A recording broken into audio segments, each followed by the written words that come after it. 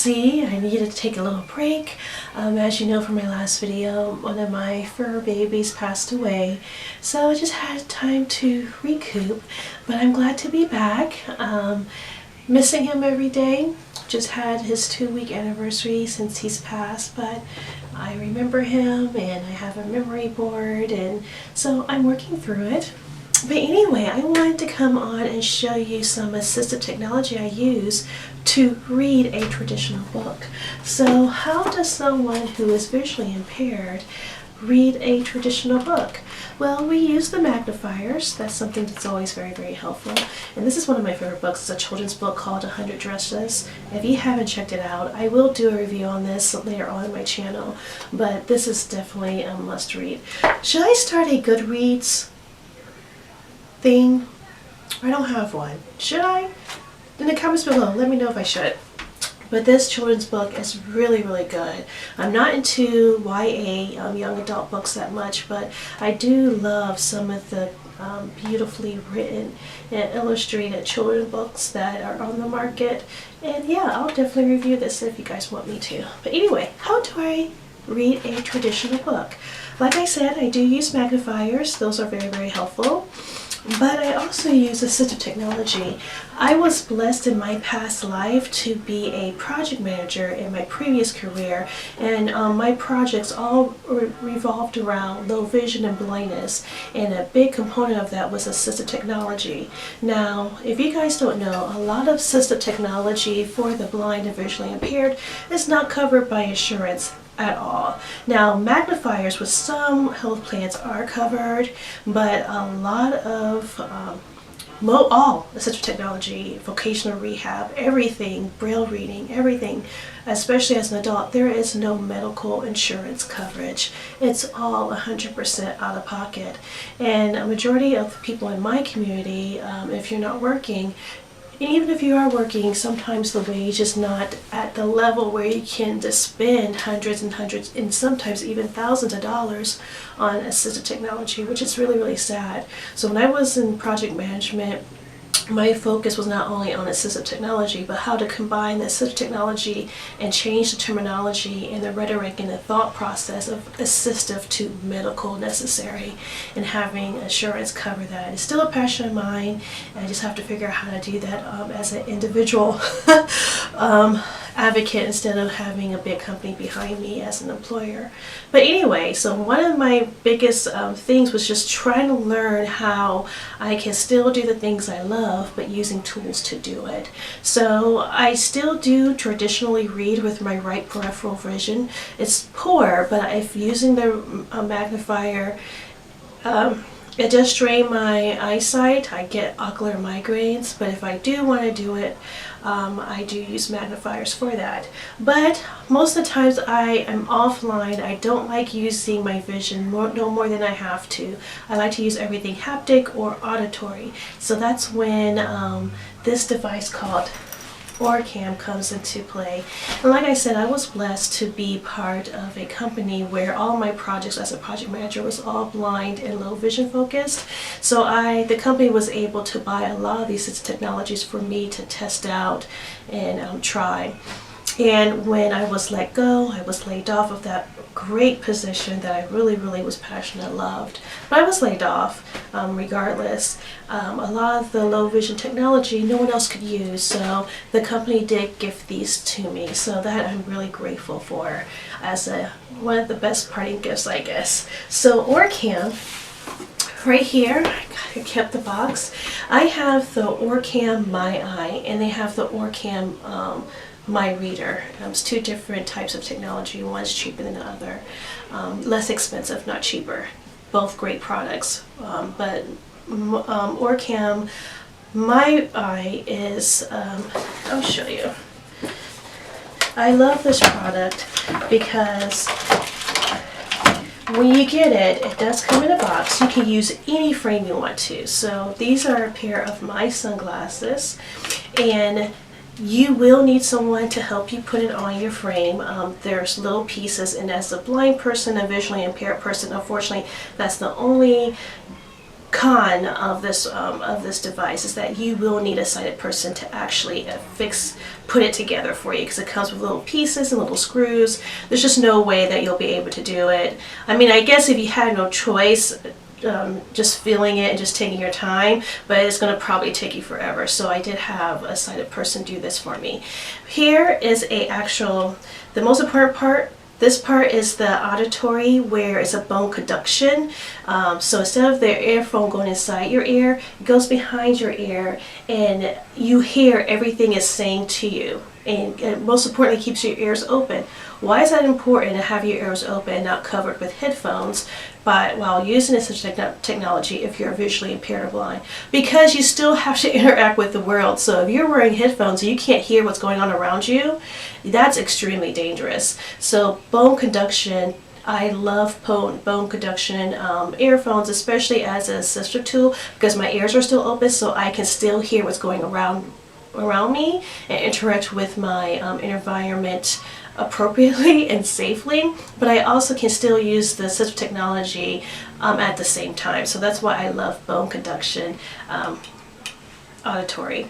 And this part right here is the actual camera, and here is it's like the brain of this device. It has a clip, so you can clip it on your pants. They have a newer version. I got this 3 years ago, so they're always updating the version. Now, how much does this bad boy cost? $3,500.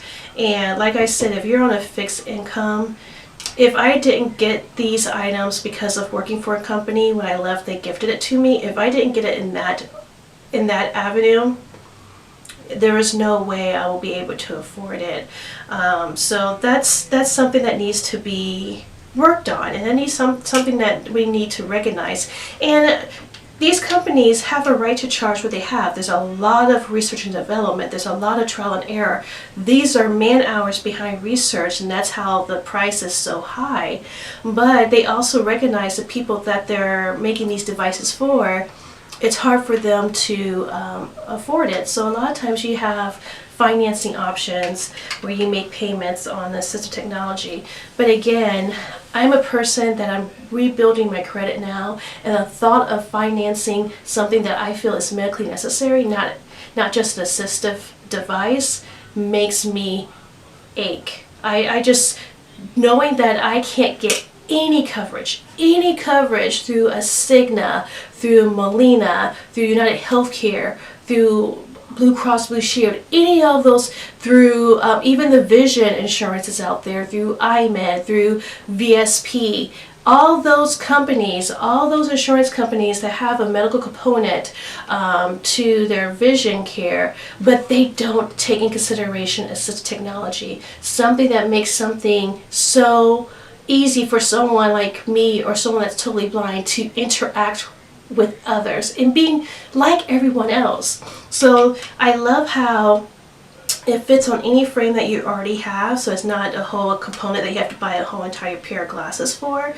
So it fits on your glasses the way it is, and you just have to fix it to the different frames. Obviously it doesn't fit really well on the really thin, like wire arms, so you do have to have a little girth. Luckily I like my side of my frames to be a little bit wider, kind of helps with blocking some light on the side for me as well. So this works perfectly for me. So anyway, this charges, so you do have to charge it. It does have a battery life, and if you want to put headphones in, there's a port right here where you can do so. But the nice thing about it, and here, volume up and down, but you do plug the sucker in to charge, and the charge port is right here. Everything's very tactile, easy to find, easy to identify with just touch. So you do charge it in. The charging power, it can last about 2-3 hours. So I think with the newer version, the battery life is a lot better. And right here is the magic key. Hi YouTube. Is the hubs. Here is the magic key. So basically, as you're wearing these glasses, and obviously you wear them with clear lenses. So with these glasses, you can take this and point it. right?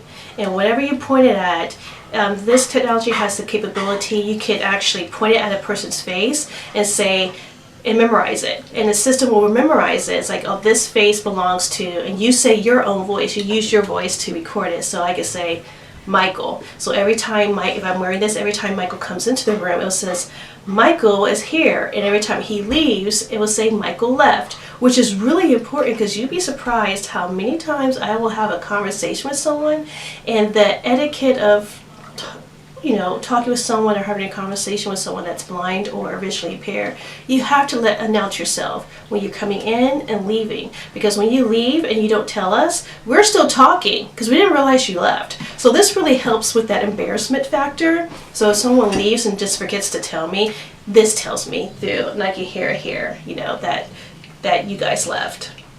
And this thing is not fitting properly because I have it pushed up too far. But anyway. So let me know that you guys left. So that works perfectly. You can also point, and you go to the grocery store, it recognizes the UPC code, so it can let you know. A lot of UPCs are very common, so it has a catalog widget, has it memorized, and it'll let you know. Campbell's, blah blah blah, whatever the UPC code is labeled with. So when you go to the grocery store, it makes it really, really easy. You can read the newspaper. There's a certain sweet spot. So it takes a moment to learn, but there's a certain distance where you hold it. Like right now, I can hear her, right? And she can read, like she understands. I call it she. All of my assistive technology identify as female. But anyway, so she can read the pages and she knows to go from this page to the other page. And she, of course, the voice is somewhat robotic. It's very Siri, very Alexa, but they are also working on a more human voice interaction. And again, that's probably something featured on the most updated OrCam My Eye. But I don't care, it's a voice and she's reading to me in a really nice tone and a very nice pace, just reading the book to me. Now, how long would it take me to use a magnifier to read this? With one page using the magnifier, it's going to take me at least 3 minutes. Okay, maybe even longer, especially because these words, I think they're a little bit bigger than some of the texts in some of the adult books. So that can even take me even longer. It could take me about 10 minutes to get through. But here, I feel like it's reading at the pace that I was when I was a full reader, when I had my sight. So you have like this special sweet spot. You can even use, sorry, my camera cut off. I'll take it off now. So it recognizes your finger as the same thing like this with hitting this button right here when you point to it. It recognizes your finger doing the same thing. So it can read any text. So if you have any mail, you can read your mail. If you have a credit card, it can read your credit cards to you. It can read text from a computer to you. It can read newspapers. It can read everything. It's a really great tool. You can record, like I said, to recognize faces when it comes in and out room, because the eye disease that I have affects my central vision, so I have a really, really hard time. I can't see people's faces, so I really try to recognize their voices to recognize them, or something like this really helps me if I'm having a hard time. There's a lot of noise in the room, I'm like, I don't get it. Also, if you walk into a room, it'll let you know there's several people in the room or something like that. So I don't know. This is how I read books traditionally. I use something like this if it's not a magnifier. So if you guys are interested for me to share more assistive technology that I have that I use for reading text, just let me know. I'll be happy to share that with you. I have another assistive technology that I do use. Some of the things I no longer have because I either gifted to other people, and that's the thing too, I got a Braille reader from my job, and those things are extremely expensive. They can run up to $3,000 to $5,000, and I wasn't really proficient at Braille at the time, so I gifted it to the School for the Blind here in Ohio, the Ohio State School for the Blind, to one of the students that is proficient in Braille. So when you come into something like this that's really expensive that you didn't buy yourself, I feel weird, holding onto things that I may not be good at yet. So I gave it to someone that could use it, and she was very, very appreciative. That made me warm my heart. So I don't have a lot of assistive technology like I used to, because I saw the need in other people that needed it more than I did, so I passed them on because I just wasn't proficient in Braille, or I wasn't proficient in haptic feedback yet, or echolocation.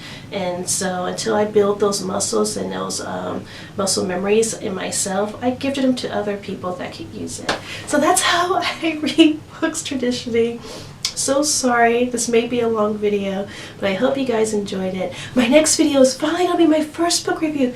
Yay! So guys, I hope you enjoy my blind mice. I'll see you next time. Peace out.